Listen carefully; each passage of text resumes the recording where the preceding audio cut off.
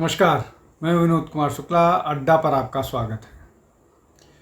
कांग्रेस और इसके नेताओं की और कुछ हद तक विपक्ष की एक नॉन इशू को इशू बना करके और सरकार को घेरने की मुहिम लंबे समय से चली आ रही है। अभी मूल विषय पर आऊं तो उसके पहले समझने की कोशिश करते हैं। जैसे अभी ऑपरेशन सिंदूर को लेकर के लगातार ये कैंपेन फैलाया जा रहा है कि ऑपरेशन कैंपेन में भारत का कितना नुकसान हुआ ये सरकार को बताना चाहिए।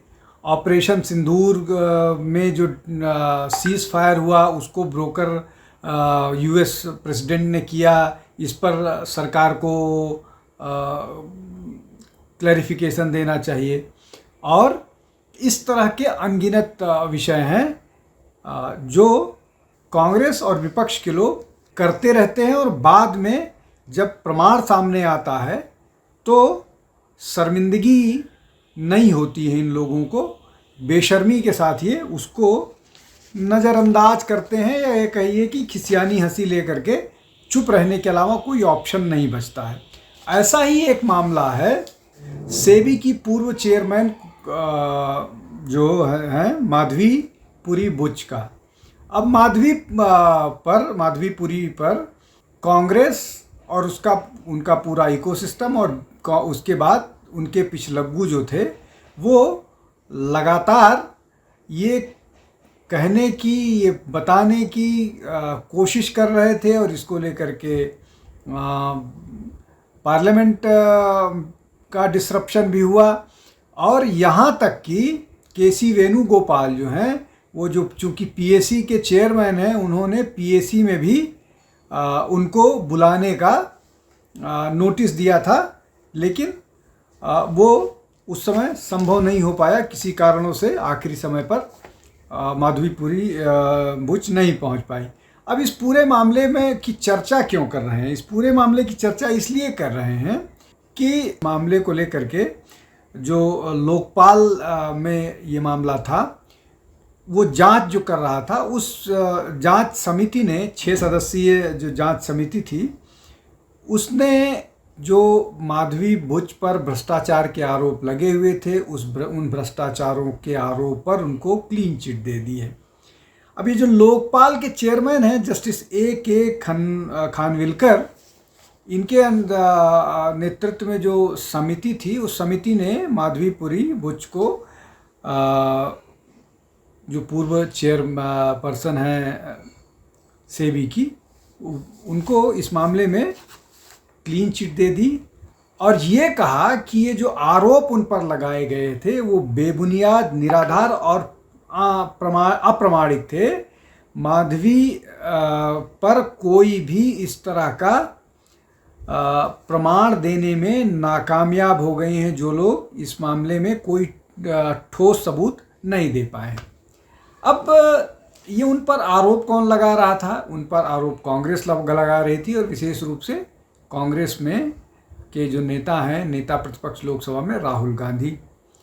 अब चूंकि चाहे माधवीपुरी बुच का मामला हो, वो हिंडनबर्ग की एक रिपोर्ट से ये सारा मामला आया था माधवीपुरी बुच के इन्वॉल्वमेंट का। माधवी का जो मामला था उसको लैपअप किया था कांग्रेस ने लैपअप करके माधवी बुच के बहाने प्रधानमंत्री नरेंद्र मोदी को टारगेट करने की कोशिश कर रही थी। अब इस तरह के जितने भी मामले हैं, सब में योजना इनकी, कांग्रेस की या बाकी विपक्षी ही होती है कि इस पूरे मामले में प्रधानमंत्री को टारगेट किया जाए, और दिमाग में यही होता है कि प्रधानमंत्री की इमेज को धूमिल करेंगे तो शायद उनको चुनावी जीत में मदद मिले। अब इसमें जो और बातें थी जो निकल करके आई, ये तो हो गया कि कोई प्रमाण नहीं प्रस्तुत कर पाए, और जो जस्टिस खानविलकर कमेटी थी उसने 116 पेज का एक रिपोर्ट प्रस्तुत किया, और उसके बाद ये कहा कि इसको अब औपचारिक रूप से जांच करने की ज़रूरत नहीं है, चूँकि जो आरोप थे वो क्या थे? आरोप जो थे वो एजम्पशन पर थे, प्रिजम्पशन पर थे और उनके सपोर्ट में कोई वेरीफाइबल मटेरियल, मतलब कोई ऐसा प्रूफ नहीं मिल पाया जो उन आरोपों को साबित कर सके। अब इसको लेकर के कुल मतलब बुच के खिलाफ 3 कंप्लेंट्स थी, जिसमें एक कंप्लेन जो है वो तृणमूल कांग्रेस की नेता जो है वो महुआ मोइत्रा ने लगाया था, जिनकी सदस्यता पिछली लोकसभा में इसलिए चली गई थी कि उन पर ये साबित हो गया था कि वो गिफ्ट पैसे लेकर के प्रश्न पूछती हैं, और उन्होंने अपना जो लोकसभा का जो एक लोकसभा से उनको ईमेल और वो मिलता है, उसका पासवर्ड किसी प्राइवेट पर्सन को शेयर किया था, और ये बड़ी कंट्रोवर्सी आई थी।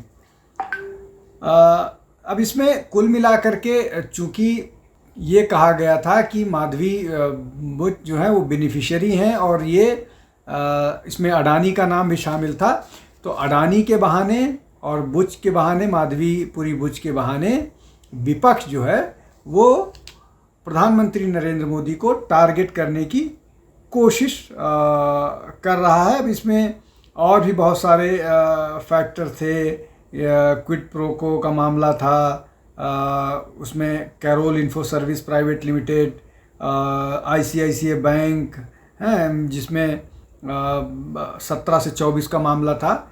इसमें माधवीपुरी बुच के हस्बैंड जो हैं धवल बुच, उनको भी इसमें बेनिफिशियरी बता करके इस तरह से कि कुल मिला करके माधवी ने अपने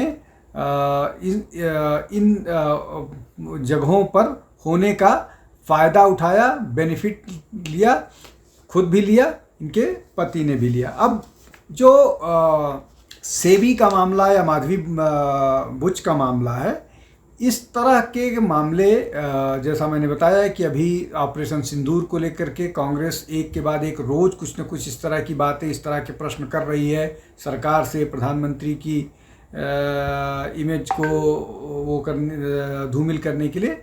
और आज फिर एक बात उन्होंने कही कि US कोर्ट में मामला चला गया है, तो क्या उससे प्रमाणित हो गया? फिर जब उस पर कुछ उल्टा आएगा तो इनके पास भागने या छिपने की जगह नहीं होगी। अब ये 2 विषय की मैंने चर्चा की, लेकिन इस तरह के अनगिनत विषय हैं, लेकिन फिर भी कुछ विषयों पर चर्चा करते हैं। इसी तरह से 2019 के चुनाव से पहले कांग्रेस ने एक कैंपेन चलाया था कि राफेल की खरीदारी में सरकार ने गलत किया है, सरकार ने भ्रष्टाचार किया है, और उसमें चौकीदार प्रधानमंत्री का नाम लेकर के चौकीदार चोर का आरोप लगाया था, और वो उल्टा पड़ा। अदालत में मामला गया, अदालत में न केवल उस पूरे मामले में सरकार के निर्णय को या राफेल के सौदे में कोई गड़बड़ी नहीं पाई, बल्कि ये भी कि जो आरोप लगाए थे उसको लेकर के या जो शब्द वो इस्तेमाल कर रहे थे राहुल गांधी, उसके लिए उनको माफ़ी भी मांगनी पड़ी को अनकंडीशनल तौर पर। इसी तरह से पेगासस का मामला है, इसी तरह से नोटबंदी का मामला है। जो राफेल वाला मामला था उसमें जो जूनियर अंबानी है, मतलब अनिल अंबानी, उन पर दोषारोपण किया गया था कि उनको फ़ायदा पहुंचाने के लिए ये सारा हुआ था। बाकी मामले में और भी लोग शामिल हैं। तो अब पेगासस में इज़राइल का मामला आया था कि किस तरह से इज़राइल का जो सॉफ्टवेयर है उसकी डील को लेकर के, और वो सॉफ्टवेयर जो है वो उसका इस्तेमाल विपक्ष के लोगों पर जासूसी करने का आरोप है।